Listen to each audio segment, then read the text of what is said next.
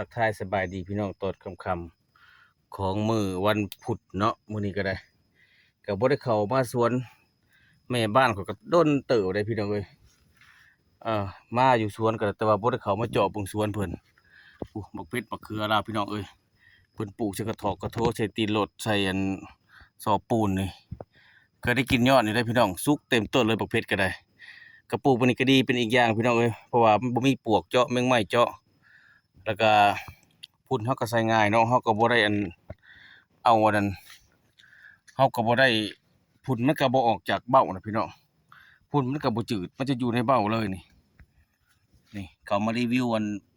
ต้นมะเพชรแม่บ้านข้อยเพิ่นปลูกใส่กระสอบปูนพี่น้องก็พอได้กินได้นี่ต้นเพียงหัวเพียงคอมีแต่หมากใหญ่ๆพี่น้องปลอดสารพิษแท้ๆเลยนี่หมากแล้วก็เป็นคือหญ้าสิหักนี่มะเพชรแม่บ้านข้อยแล้วปลูกใส่กระสอบปูนซีมังนะก็เป็นไอเดียอีกแบบหนึงพี่น้องเอ้ยเพราะว่าผ่านมาเราก็เคยปลูกใส่มาแล้ว2 ปีไปพี่น้องเอ้ยจังตายนี่ต้นมะเพชรจะเบิดอายุมานี่2 ปีหรือปีปลายพู้นแหละเนาะก็บ่ได้กินยอดพี่น้องพอไปลงตลาดหลายเติบ